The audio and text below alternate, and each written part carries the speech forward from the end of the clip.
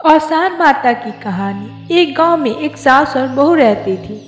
बहू अपनी सास पर बहुत गुस्सा करती थी क्योंकि सास बूढ़ी होने के कारण कोई काम नहीं कर पाती थी। सास और बहू में रोज कलह होती थी। बहू हमेशा सास को ताने देते हुए कहती थी, अम्मा आपसे कोई काम नहीं होता, दिन भर घर में बेकार बैठी ही रहती हो।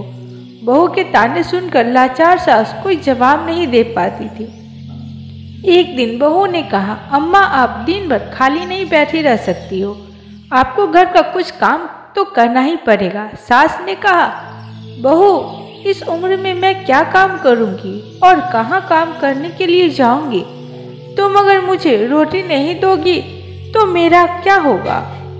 इस पर बहू ने कहा, अम्मा आप रोज सुबह पूरे गांव में दूध बेचकर आया करो, 1 महीना पूरा होने पर मैं आपसे हिसाब लूंगी।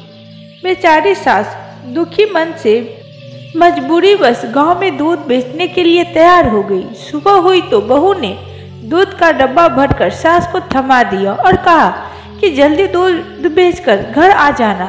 सास घर से निकली और एक पीपल के पेड़ के नीचे बैठ गई। सोचने लगी, इस बुढ़ापे में मुझे भी क्या क्या दुख झेलना पड़ रहा है, अब कैसे मैं गली गली जाकर दूध बेचूंगी। इतना सोचते सोचते 2-3 घंटे बीत गए। इसके बाद सास ने मन में विचार करते हुए दूध को उसी पेड़ के नीचे डालने का निर्णय लिया। सारा दूध वहीं उड़ेल कर सास घर लौट आई। बहू ने सोचा, सास सारा दूध बेचकर आ गई, रुपए भी लिए होंगे तो कोई बात नहीं, महीने के आखिरी में हिसाब तो ले ही लूंगी। इस तरह दूध ले जाते हुए सास को 1 महीने बीत गए। अब वह दिन भी आ गया जब उससे हिसाब देना था। वह दूध लेकर गई और पेड़ के नीचे बैठकर रोने लगी और कहने लगी, अब मैं क्या करूं, आज बहू को दूध का हिसाब कैसे दूंगी। दूध तो मैंने बेचा ही नहीं तो रुपया कहाँ से लाऊंगी। वहां से गुजर रही औसान मैया ने बुढ़िया के रोने की आवाज़ सुनी। मैया बुढ़िया के पास पहुंची और रोने का कारण पूछी।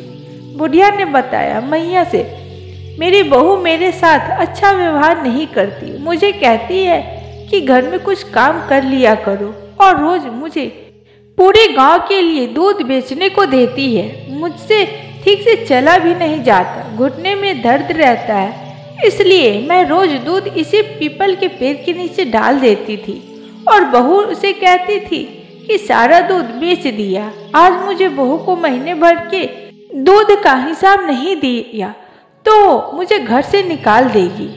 औसान माता बुढ़िया की ये बातें सुनकर सोच में पड़ गई और उस बुढ़िया पे दया आ गई। माता ने बुढ़िया से कहा, आज पीपल के नीचे जितने भी पत्ते गिरे हैं उसे अपने आंचल में भर लो और घर जाकर इस पत्तों को अपनी बहू के आंचल में डाल देना।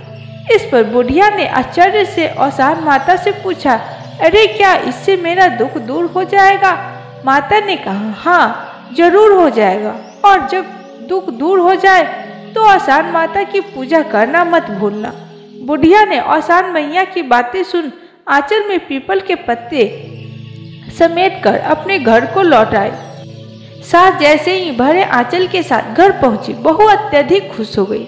बहू ने पूछा, क्या बात है अम्मा, आज तो पूरा हिसाब लेकर आई हो, बहुत सारा पैसा रुपया मिला है आपको। सास बोली, हाँ बेटा ऐसा ही समझो, तुम अपना आंचल फैलाओ, मैं उसमें सब डाल देती हूँ। बहू ने अपना आंचल फैला दिया, लेकिन यह क्या, उसका आंचल तो रुपए और जेवरों से भरा हुआ था। बुढ़िया को भी समझ आ गया कि यह सब औसान मैया की कृपा है। बहू सास से जोर देकर पूछने लगी कि उसे इतना धन कैसे मिला। सास सीधी सरल महिला थी, उसने बहू को सारी कहानी सुना दी। लालची बहू ने सास से कहा कि मैं भी वैसा ही करूंगी जैसा आपने किया है, हो सकता है औसान मैया मुझे भी इसी तरह बहुत सारा धन दे दे। बहू भी अब रोज दूध लेकर जाती और पीपल के पेड़ के नीचे चढ़ा कर आती। महीने के आखिरी दिन बहू पेड़ के नीचे दूध चढ़ाकर रोने लगी। उसके रोने की आवाज़ सुनकर औसान माता प्रकट हुई और बहू से पूछने लगी, क्या हुआ, तुम क्यों रो रही हो। बहू ने कहा, मेरी सास मुझे बहुत परेशान करती है, कहती है दूध बेचकर रुपया लेकर आओ, तभी तुम्हें इस घर में रहने को मिलेगा। मैं तो रोज दूध यहाँ चढ़ा देती थी, आज मुझे सास को महीने का हिसाब देना है। इतने रुपए मैं कहाँ से लाऊं? आसान मैया ने बहू से कहा कि वह पीपल के सूखे पत्ते अपने आंचल में समेट कर ले जाए और आंगन में डाल दे। बहू ने खुशी खुशी ढेर सारे सूखे पत्ते अपने आंचल में भर लिए, लेकिन यह क्या, जैसे ही बहू ने सूखे पत्ते आंगन में डाले वे सब सांप बिच्छू में बदल गए और उसे काटने दौड़े। घबराकर वो आसान माता के पास गई तो मैया ने कहा कि तूने अपनी बूढ़ी सास के साथ बहुत गलत व्यवहार किया है। उसे तूने 2 रोटी के लिए भी तरसा दिया था, इसलिए तेरे साथ यह घटना हुई है।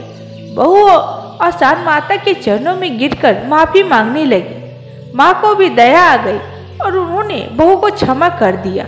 माता ने बहू से कहा कि अपनी सास को माँ समान मानकर उनकी खूब सेवा करो, घर में आपस में मिलकर रहो। गुरुवार को आसान माता की पूजा आरती करो और मैया की कथा सुनो।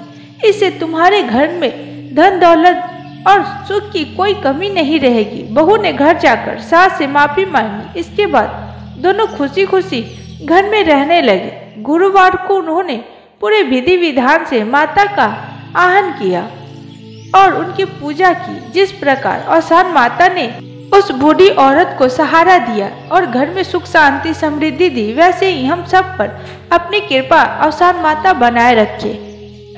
तो फ्रेंड्स, ये कहानी कैसी लगी कमेंट्स में जरूर बताइएगा। अच्छी लगी तो प्लीज़ मेरे वीडियो को लाइक करके शेयर कीजिए और नहीं हो तो मेरे चैनल को सब्सक्राइब करके अपना प्यार जरूर दीजिएगा। आज के लिए इतना ही, फिर मिलते हैं अगली वीडियो में नई कहानी के साथ। तब तक के लिए बाय, जय हिंद, जय Bharat, take care, thanks for watching.